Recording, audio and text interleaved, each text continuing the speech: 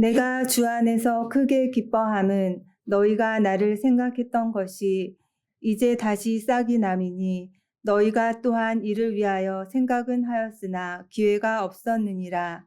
내가 궁핍함으로 말하는 것이 아니니라. 어떠한 형편에든지 나는 자족하기를 배웠노니 나는 비천에 처할 줄도 알고 풍부에 처할 줄도 알아. 모든 일 곧 배부름과 배고픔과 풍부와 궁핍에도 처할 줄 아는 일체의 비결을 배웠노라. 내게 능력 주시는 자 안에서 내가 모든 것을 할 수 있느니라. 아멘. 우리는 역사상 가장 풍요로운 시대를 살고 있습니다. 그러나 지금은 가장 만족을 모르는 시대이기도 합니다. 사람들은 더 좋은 차, 더 넓은 집, 더 많은 정보들을 끊임없이 쫓아갑니다. 그래서 성공한 사람도 행복하진 않습니다. 주위를 둘러보면 나보다 더 많이 가진 사람들, 나보다 더 잘 나가는 사람들이 있기 때문입니다. 그래서 많은 것을 소유해도 마음속 깊은 곳의 공허함은 사라지지 않습니다. 사람들은 항상 뭔가가 부족하다라고 느끼며 그렇게 살아갑니다. 그래서 늘 불만족 속에서 살아간다라고 말할 수 있겠습니다. 여러분, 행복지수라는 말 아시죠? 행복지수. 국가별 국민의 삶의 질과 행복 수준을 측정하는 지표입니다. 금년도 2025년도 우리 한국은 전 세계 200개국 정도에서 58위에 해당이 됩니다. 경제적으로는 세계 10위권에 앞장서 있지만 행복도의 평가에서는 여전히 아래에 허덕이고 있다라고 말할 수 있겠습니다. 자, 오늘 아침 여러분은 행복하십니까? 만족하시나요? 아니라면 왜 그런 것일까요? 예수를 믿고 천국을 믿는다고 하는데도 왜 우리는 만족하지 못할까요? 왜 행복하지 않을까요? 과연 만족과 불만족의 근본적인 차이는 어디서 오는 것일까요? 단순히 가진 것이 많고 적음의 그 문제일까? 사람들은 부자를 잘 사는 사람이다 이렇게 말을 하죠. 저 사람 잘 살아. 그러면 그가 뭐가 많다는 거죠? 돈이 많다는 얘기예요. 그러나 정확히 말하면 부자로 사는 것과 잘 사는 것은 별개입니다. 천양지차입니다. 부자이지만 추하게 사는 이들도 있습니다. 부유하지만 늘 짜증 속에 사는 사람도 있거든요. 그들은 불만족한 마음으로 매일을 살아갑니다. 성경 중에 빌립보서는 기쁨의 서신이라고 불립니다. 이 기쁨이라는 단어가 곳곳에 눈에 띄입니다. 그러나 정작 이 서신을 쓰는 바울은 로마 감옥에 갇혀 있었습니다. 외로웠어요. 그리고 경제적으로도 빈곤했어요. 그러나 바울은 바깥을 향해서 말합니다. 기뻐하라. 기뻐하라. 자, 빌립보 2장 말씀 18절 읽어볼까요? 시작. 이와 같이 너희도 네, 나와 함께 기뻐하라. 일반적으로 여러분 기쁨이나 만족은 좋은 상황, 좋은 형편에서 오기 마련이죠. 근데 바울은 어떻게 그런 어두운 형편 속에서 기뻐한다고 고백할 수가 있었을까? 그는 어떤 내공이 있기에 꼬이는 현실 속에서도 만족할 수 있었을까? 이 바울의 고백은 환경에 따라 변하는 세상적 만족이 아닌 것이 분명합니다. 오늘 우리는 이 만족의 비밀과 능력의 근원을 좀 살펴보려고 합니다. 그리고 우리의 삶에도 이 기쁨이 넘치기를 소망합니다. 근데 뒤 12절에 가보면 이런 문구가 있어요. 비결을 배웠노라. 그러니까 만족하는 삶의 비결이 따로 있다는 거예요. 나는 어떤 형편에 처해서도 기뻐하고 즐거워하는 것을 터득했노라. 그 얘기죠. 그러면 그것이 과연 무엇일까요? 바울이 터득했다고 하는 그 일체의 비결은 뭐죠? 그의 만족한 삶의 비밀은 뭡니까? 빌립보서는 1세기 빌립보 교인들에게 보내진 서신입니다. 바울은 정중하게 에바브로디도의 편에 보내어진 그 선물에 대해서 빌립보 교회에 지금 감사합니다. 전번에 말씀드렸지만 여성도 루디아의 헌신으로 시작된 이 교회는 그 후로도 사도 바울 전도팀을 지속적으로 후원해 왔습니다. 그러다가 그 물질적 후원이 한동안 끊겨져 있었던 것 같아요. 그 이유는 우리가 알 수가 없습니다. 근데 이제 그 사랑의 섬김과 교제가 다시 회복되었다는 거죠. 여기서 기쁨이라는 단어가 나오는 것입니다. 4장 10절에 보니까 이렇게 되어 있어요. 내가 주 안에서 크게 기뻐함은, 그다음 읽어봅시다. 시작. 너희가 나를 생각하던 것이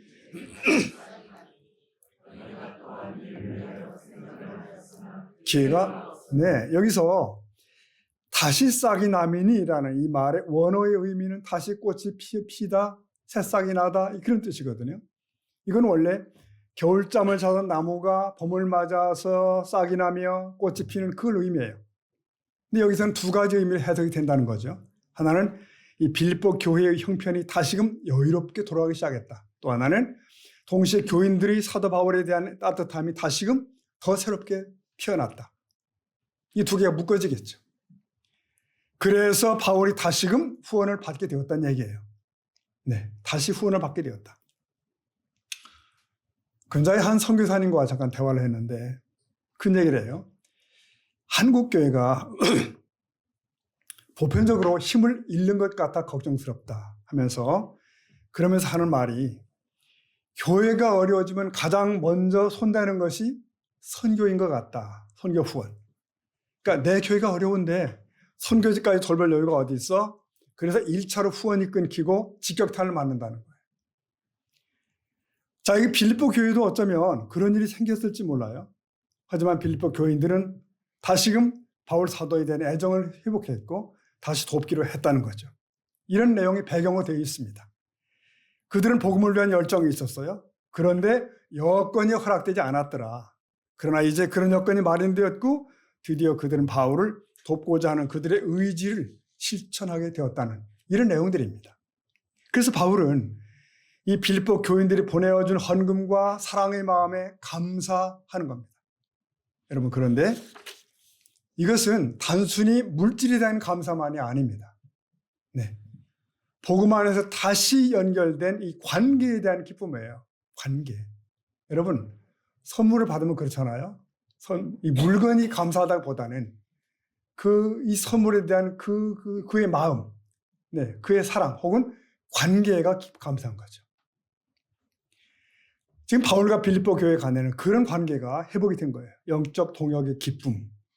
그들의 헌신은 바울을 향한 사랑의 표현이었고 이건 곧 하나님 나라의 확장을 위한 동역이었다는 것이죠. 여러분, 우리는 종종 사람과의 관계를 통해서 이루어지는 영적인 의미를 놓치곤 합니다. 우리는 주변의 동역자들에게 감사할 수 있어야 됩니다. 신앙의 길을 함께 가는 주의 교우들에게도 감사해야 되겠죠. 우리의 감사도 이 물질로 인한 감사 것보다는 관계로 인한 감사해야 된다. 관계. 우리는 서로의 영적 성장을 위해 격려하고 도전하며 기도하는 관계가 되어야 되는 것이죠. 각자의 은사와 재능을 인정하고 하나님 안에서 성장하도록 돕는 그런 관계. 우리 온 성도님들은 인생 여정에서 서로의 짐을 나누어지고 중보하며 영적 동역자가 될 수 있기를 축복합니다. 그리고 그것이 기쁨이 되어야 되는 거예요. 관계의 기쁨. 다시 사도 바울의 만족을 보겠습니다. 사실 바울은 빌립보 교인들이 도울 때이든지 그렇지 못할 때이든지 여전히 만족한 상태였어요. 형편이 어떠하든지 기쁨을 잃지 않고 있었다는 거죠. 근데 어떻게 그것이 가능하죠? 어떻게 가능합니까? 자, 4장 11절을 보겠습니다. 11절 다 같이 시작. 내가 궁핍함으로 말하는 것이 아니라. 자, 네, 이런 말입니다. 나는 지금 내 처지를 말하는 것이 아니다. 나는 내가 가진 것에 만족한다. 나는 어떤 환경에서도 감사하는 법을 배웠다. 그런 내용이에요. 11절은. 여러분, 소유와 환경이 사람들에게는 문제가 되죠. 그래서 만족하기도 하고 불만하기도 합니다. 그러나 그것이 바울에게는 문제가 안 된 거예요. 문제가 아니에요. 어떤 현실에서도 감사하는 법을 알고 있었다는 거죠. 이건 세상사에 도통했다. 그런 말이 아닙니다. 바로 그리스도 안에 있는 기쁨, 그거예요. 영적인 자족함, 그겁니다. 여러분, 영적인 자족은 이 소유의 문제가 아니라 자세의 문제입니다. 태도의 문제예요. 이건 세속적 만족과는 구분이 필요해요. 세상이 말하는 만족은 소유의 충족에 기반을 두고 있죠. 소유가 채워지면 만족하고 부족하면 불만족하고.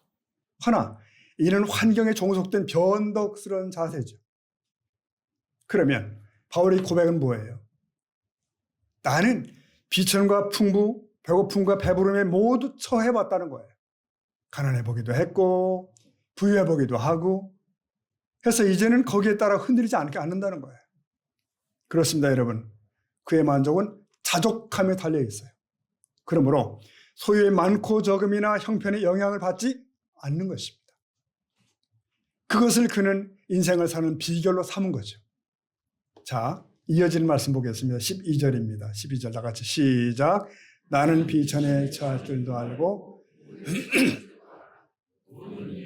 배부름과 배고픔과 처할 줄 아는 일체의 비결을 배웠노라. 네, 일체의 비결을 배웠노라. 이 환경을 초월하는 자세죠. 바울은 궁핍하든 풍부하든 비천하든 배부르든 상관이 없는 거야. 왜? 자족하기를 배웠기 때문에. 이것은 체념이나 무기력함이 아닙니다. 치열하게 단련되는 신앙이에요. 실력이에요.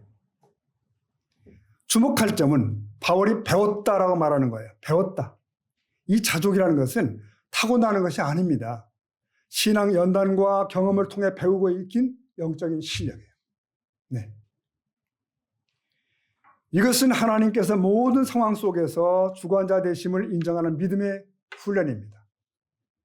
그것은 세상의 가치관과 반대가 되죠. 세상은 끊임없이 내 손으로 더 많이 챙기라고 부추기죠. 세상에서 앞서가고 세상에 성공하라고 부추겨요.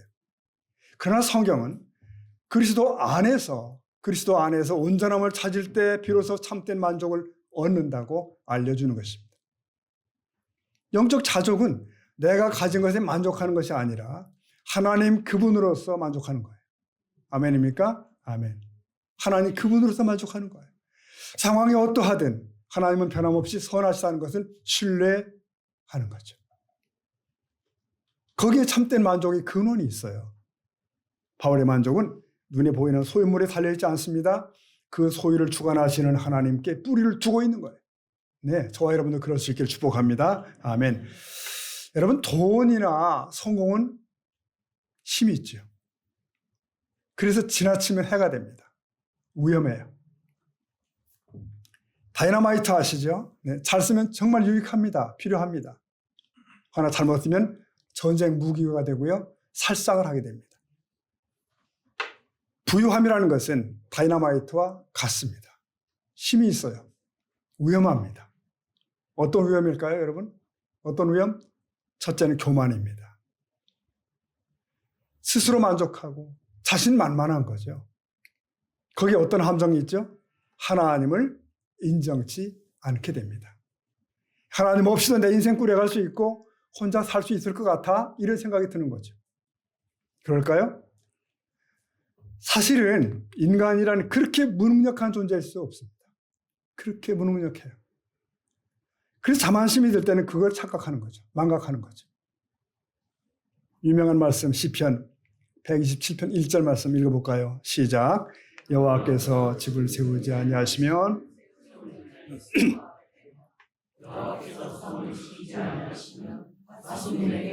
네. 여기 어떤 파수꾼이 있습니다. 파수꾼은 경계하고 노력하는 인간의 모습을 상징해요. 그들의 깨어있음과 수고 자체가 잘못된 것은 아니에요. 그런데 그들의 노력만으로 성이 안전할 거라고 믿는 것은 무서운 교만이에요. 무서운 착각이에요. 하나님이 배제된 인간 중심의 노력은 결국 헛됨으로 돌아간다는 것이에요. 헛됨, 허무. 하나님이 지키지 아니하시면 지키는 자의 수고가 헛되다. 그것을 알 때 하나님을 붙잡게 되죠. 하나, 자신감이 충만하면 어때요? 하나님 배제됩니다. 자신이 우상화되는 거예요. 돈, 권력, 성공에 속죠. 여러분, 인간은 하나님을 믿는 일에 장애물들이 참 많습니다. 잘 믿어보려면 가늠하는 게 그렇게 많아요. 어느 목사님이 한 얘기인데요. 이게 주일날을 앞두면 일기예보가 자꾸 신경이 쓰인다는 거예요. 일기예보가. 비가 오거나 날이 굳으면 교인들이 덜 나올 것 같아가지고 걱정도 되고. 근데 나중에 알게 됐답니다. 나중에. 날씨가 상관이 없다는 것. 왜? 날이 좋으면 좋아서 야외로 가는데 날이 굳으면 교회도 안 오고 야외도 안 가더라는 거예요. 네. 그러니까 날씨가 좋으면 좋아서 안 나오고 나쁘면 나빠서 안 나오는 거예요. 사람이 그렇다는 거예요. 사람이. 여러분, 마찬가지입니다. 가난할 때와 부할 때 어느 때 예수 믿기 좋을까요? 가난할 때입니까? 네, 부유할 때일까요, 여러분? 답은 이겁니다. 양쪽 다 예수 믿기 어렵게 해요. 양쪽 다. 부하면 자신이 만만합니다. 가난하면 하나님 불신하고 원망을 합니다. 부하면 부에서 떠나고 가난하면 가난해 떠나더라고요. 저도 짧은 목회 중에서 그런 거 제법 본 것 같아요. 그런 사람들.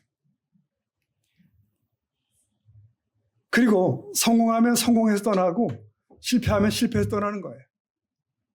이게 죄된 인간의 보편적 성향입니다. 특히 부하면은 위험이 커서 이 위험은 가난해진다고 해결되는 거 아닙니다.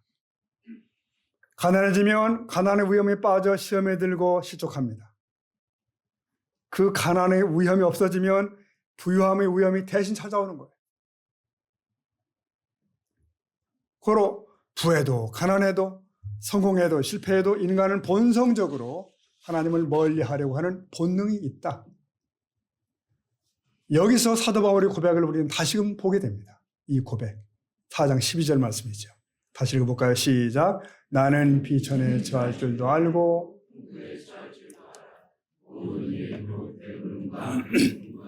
풍부와 궁핍에도 네, 보십시오. 나는 부함에 처할 줄도 알고 비천에 처할 줄도 안다. 여러분, 이게 얼마나 중요한 믿음의 능력인지 아십니까? 이걸 가져야 우리가 부해도 부가 유익이 되는 거예요. 가난해도 가난을 이용해서 신앙의 유익을 얻을 수가 있는 거예요. 우리 모두 그런 실력, 그런 능력을 받을 수 있기를 축복합니다. 네. 그 능력이 없으면요, 부해도 위험합니다. 가난해도 위험해요. 부해서 자만해지는 사람이 있는가 하면 가난한데 지독히 교만한 자도 있거든요. 성공해서 자만하는가 하면 실패했기에 강팍해지기도 합니다. 부와 환경이 신앙을 좌우하지 않습니다. 교회 나오기 좋은 날씨가 없듯이 예수 믿기 좋은 환경이란 세상에는 없습니다. 우리는 부할 때나 가난할 때나 거기 처할 수 있는 믿음의 실력을 길러야 될 줄로 믿습니다. 실력이 필요합니다. 자, 그러면 부한데 처할 줄 아는 실력이라는 뭘까요? 바울이 말한 그 실력은 도대체 뭘까요? 네, 첫 번째는 겸손입니다. 겸손. 잘난 척하지 않는 거예요. 사람을 깔보지 않는 거예요. 힘으로 갑질하지 않는 겁니다. 이게 부한데 처할 줄 아는 실력입니다. 그 실력, 그 능력이 없으면 어떨까요? 부해지면서 인간은 망가지기 시작합니다. 겸손의 능력은 자신을 낮추는 데서 시작해서 타인을 높이게 됩니다. 궁극적으로는 자신과 세상을 변화시키는 역설적인 힘이 거기 있습니다. 이것은 부드럽지만 단단하며 조용하지만 강력한 삶의 원동력이 됩니다. 바울이 말하는 또 하나의 능력이 뭔지 아십니까? 둘째는 은혜를 아는 거예요. 은혜를 아는 것. 부하거나 성공한 자들의 착각은 뭐죠? 자기가 열심히 노력해서 이뤘다는 거예요. 너희가 놀 때 나는 공부했어. 너희가 살 때 나는 일했어. 그래서 여기까지 나는 왔다고. 물론 그게 사실일 수 있습니다. 근데 모든 성공을 자기가 다 한 줄 알아요. 그래서 이 자수성가라는 말이 문제가 있습니다. 저는 자수성가라는 말이 문제가 많다고 생각해요. 자기 손으로 성공을 이루었다, 그런 뜻이잖아요. 그러나 엄격히 말하면 자수성가란 없습니다. 자기만의 힘으로 성공에 도달한 사람은 해 아래에 없습니다. 해 아래에 없어요. 그런데도 이게 사람들이 가지는 보편적인 착각이에요. 그게 부여와 성공 속에 숨어있는 위험이에요. 정말 부한테 처할 줄 아는 사람은 어떤가? 부했을 때 성공할 수 있어요. 이탈하지 않는 거죠. 이게 자신의 힘이 아니라 하나님의 은혜인 줄 알기에 가능합니다. 여러분, 학자들은 이런 말을 한다고 그래요. 한 사람이 부유하고 성공하려면 제일 중요한 게 뭐냐? 뜻밖에도 나라라는 게 나라. 그가 어느 나라에서 태어나냐부터 시작이 된다는 거예요. 그게 그 사람의 일생을 대개 결정한다는 거죠. 요즘 시대에 우리나라에 태어난 아이들은 어떨까요? 자동으로 이 시대의 풍요를 누리게 됩니다. 당연한 줄 알아요. 저 제3세계에 태어난 아이들은 상상도 못하는 거죠. 며칠 전에 저희 손자 하성이가 이제 바나나 우유를 먹고 있더라고요. 근데 동생 하민이 거가 없어서 이제 가게로 애를 데리고 간 거죠. 당연히 바나나 우유를 골라서 값을 이렇게 지불을 하려고 그랬는데, 이 3살 박이 애가 단호하게 얘기합니다. 나는 바나나 싫어. 초코 우유 먹을 거예요. 아니, 한국에 온 지 며칠 되었다고 벌써 우유를 골라서 먹는 걸 알아요. 그때 제가 떠오른 생각이 있습니다. 나는 고등학교 때까지 우유를 알지도 못했는데 고1 때 처음 우유란 걸 봤어요.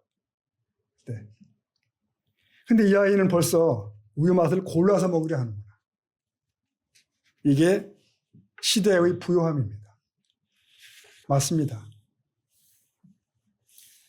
한 사람이 부유한 일생을 사느냐 여부는 자기 힘과 상관이 없을 수도 있어요. 그게 내 맘대로가 아니에요. 그러므로 성공 속에는 남다른 은혜가 이미 들어가 있는 것입니다. 많은 사람들이 도움이 들어와 있어요, 이미. 부모님, 선생님, 친구들, 나라 다 있어서 이렇게 된 거죠. 특히 우리 청년들이 기억을 해야 돼요, 이 부분. 그래서 그 은혜를 알아야 한다는 거죠. 그게 능력이고 실력입니다. 한 목사님의 고백인데요. 자신이 젊을 때 모 교회에 부임을 했었는데 교회가 급성장을 한 겁니다. 교회가 커버렸어요. 그러니까 교만한 마음이 쓱 들어온다는 거죠. 자랑을 자꾸만 하고 싶은 거야. 누구를 만나도. 근데 어느 새벽에 엎드려 기도를 하는데 갑자기 하나님의 음성이 들리는 것 같더래요. 너 교회 때문에 자만하냐? 근데 그거 내 목회 아니다. 내가 한 거 아니야. 내가 씨를 뿌렸냐? 밭을 갈았냐? 네 선배 목사님들이 다 해놓은 거야. 너는 지금 열매를 따고 있어. 그냥. 그래서 이분이 충격을 받았다는 거죠. 이게 아니구나. 그렇습니다. 여러분, 누구든 성공했다면 그건 다른 누군가의 은혜예요. 그리고 하나님의 은혜가 있었어요. 물론 나도 노력을 했겠죠. 하나 다 자기 힘으로 했다고요? 어림도 없는 얘기입니다. 그러므로 은혜를 아는 것이 믿음의 실력입니다. 그게 능력이에요. 그렇습니다, 여러분. 부한테 처할 줄 아는 능력은 빚진 마음을 갖는 거예요. 나는 은혜로 이런 특별한 은혜를 누리게 되었어. 그거. 그러나 그것을 애초에부터 누리지 못하는 사람들이 있다는 걸 알아야 돼요. 내가 이 나라에 태어나지 못하고 저 가나안 나라, 저 아프리카나 북한에 태어났다면 어쩌면 한 끼 식사를 찾아 허덕이고 있을 수도 있겠다. 그 생각이 필요해요. 여러분, 우리는 이미 주어진 은혜를 누리고 있습니다. 모든 부요함, 배부름이 이미 주어져 있어요. 그럼 어떤 자세로 살아야 되는가? 여러분 들어본 적 있으시죠? 노블리스 오블리제라는 말 있잖아요. 네. 귀족은 의무를 갖는다. 그런 말이죠. 이 사회의 고위층이나 특권층에게 요구되는 높은 수준의 도덕적 의무와 사회적 책임을 의미합니다. 부, 권력, 명성 이런 거 가진 사람들은 그걸 누리게 해준 사회에 대한 책임을 다해야 한다는 그런 뜻이죠. 노블리스 오블리제. 예. 그런 능력 갖추게 되면 부유함은 축복이 되기 시작해요. 자신에게도 복이 되고 많은 사람들에게도 복이 됩니다. 여러분뿐만 아니라 우리는 비천에 처할 줄 아는 능력도 필요해요. 가난해도 당당하고 부정적이지 않고 남 탓하지 않는 겁니다. 그리고 다른 이들의 부함을 시기하지 않으며 박수도 해줄 수 있는 그거. 이웃이 밭을 사도 배 아파하지 않고. 이게 가난에 처할 줄 아는 능력입니다. 이 능력이 있으면 부하면 부한 대로 만족을 누리고 가난하면 가난한 대로 만족을 누릴 수가 있습니다. 그 모든 일이 어디서 출발하죠? 여러분, 믿음에서 출발하는 겁니다. 믿음. 부함 속에 있는 하나님의 뜻을 깨달으면 부함의 기회가 돼요. 고난 속에 있는 하나님의 뜻을 깨달으면 고난도 유익이 됩니다. 이 유명한 말씀, 시편 119편 말씀, 71절 다 같이 볼까요? 시작. 고난 당한 것이 네, 고난 속에 있는 하나님의 율례, 하나님의 뜻을 깨닫고 나니까 고난이 유익한 것이 되었다. 그 말이죠. 그러니까 바울처럼 기쁘다고 말하고 범사에 감사하다고 말할 수가 있는 거예요. 사랑하는 성도 여러분, 세상의 부함과 가난함, 성공과 실패에 흔들리지 않기를 축원합니다. 거기에 좌우되지 않고 언제나 잘 살 수 있는 사람 되길 바랍니다. 언제나 하나님 나라 안에 살아갈 수 있는 그런 믿음의 능력을 갖추시길 바랍니다. 그 실력을 갖는 사람이 돼야 돼요. 근데 이왕이면 우리 새서만 교우들은 부요하기도 해서 선한 영향을 끼치면 좋겠습니다. 그러나 부한데 처할 능력 없이 그것을 받기를 원치는 않습니다. 그렇게 되면 그것은 화가 되는 것이에요. 그러면 그 화를 당치 않으려면 어떻게 하면 될까요? 가난해지면 될까? 성공 안 하면 되나? 그냥 영향력 없는 그런 사람 되고 나물 먹고 물 마시고 들판에 누우면 되고 그런 걸까요? 그렇지 않습니다. 그 부유함을 잘 쓸 수 있는 사람이 되는 것이 중요합니다. 하나님 뜻을 깨닫고 하나님을 믿는 믿음 가운데 자족하는 거예요. 부한데도 처할 줄 알고 비천에 처할 줄도 알고. 그래서 부함도 능력이 되고 가난도 능력이 되는 거예요. 그 믿음 안에서 잘 사는 사람이 되기를 축복합니다. 자, 그런데 사도 바울은 그 능력의 근원을 어디서 찾았을까요? 네, 내게 능력 주시는 자 안에서 찾았습니다. 안. 13절은 참 유명한 구절이에요. 그러나 자주 곡해되죠. 이 구절은 만능 능력 구절로 착각 오해되기도 해요. 내가 원하는 모든 걸 할 수 있어. 이런 식의 성공신학에 이용되긴 해요. 자, 13절입니다. 읽어봅니다. 시작. 내게 네, 잘 보십시오. 이 구절의 본래의 의미는 사뭇 달라요. 앞에 12절과 연결되는 거예요. 즉, 내가 원하는 대로 살 수 있는 능력이 아니라 내가 처한 어떤 상황 속에서도 하나님의 뜻대로 자족하며 살아갈 수 있는 능력, 그 능력을 의미하는 거예요. 이 능력을 받으면 어떤 상황, 비천, 풍부, 궁핍, 어떤 상황에서도 흔들림이 없는 거예요. 여전히 하나님을 신뢰하며 살아갈 수 있는 힘이 있는 겁니다. 자족의 비결이 어디 있을까? 자족의 비결. 사도 바울은 내게 능력 주시는 자 안이라는 표현을 썼어요. 능력 주시는 자 안. 그 자족의 능력은 예수 안에 있는 거예요. 내게 능력 주시는 자 안에서 그리스도와의 연합을 말해요. 나의 그 실력이 예수 그리스도와의 인격적인 관계, 즉 주님 안에 거함에서 온다는 것이죠. 네. 우리의 힘이 아닌 주님의 능력이 우리를 통해 나타나는 것입니다. 그래요. 바울이 발견한 참된 기쁨과 만족은 뭔가? 상황에 흔들리지 않는 자족하는 법을 해오는 거예요. 그리고 그리스도 안에서 모든 것을 감당할 능력을 얻는 데 있습니다. 여러분, 이 안에서의 중요성을 주목하십시오. 안에서. 이 능력은 외부 바깥에서 오는 것이 아니에요. 내게 능력 주신 자 안에 있습니다. 즉 예수 그리스도와의 친밀한 관계 속에서 나옵니다. 우리가 그리스도 안에 거할 때 우리는 세상 그 무엇이 줄 수 없는 충만함을 경험할 수가 있어요. 우리의 부족함을 채우는 분이 주님이시기에 우리는 세상 환경에 구걸할 필요가 없습니다. 여러분, 저와 여러분, 우리는 지금 어떤 형편에 처해 있습니까? 나의 만족을 결정하는 것은 환경입니까? 아니면 하나님이십니까? 바울처럼 배우는 자세로 자족의 영적 훈련에 임하십시오. 감사는 불만족을 이기는 강력한 무기예요. 매일 감사할 조건을 적극적으로 찾아서 고백을 해야 돼요.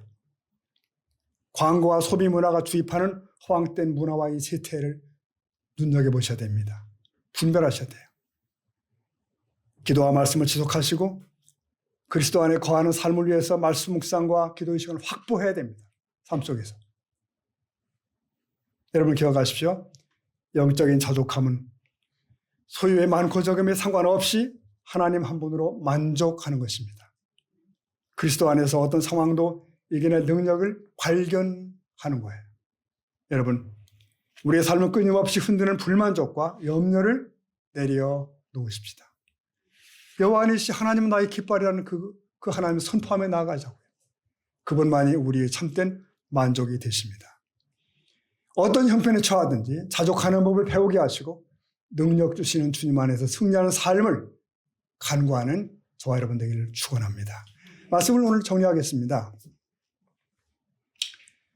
부를 추구하는 것은 사람에게 치명적인 함정이 될 수 있습니다. 하나, 주 안에서 자족하는 것이야말로 부를 올바르게 사용하는 열쇠가 됩니다. 자족의 비결은 풍족하든 궁핍하든 돈보다 주님을 더 소중히 여기는 것이에요.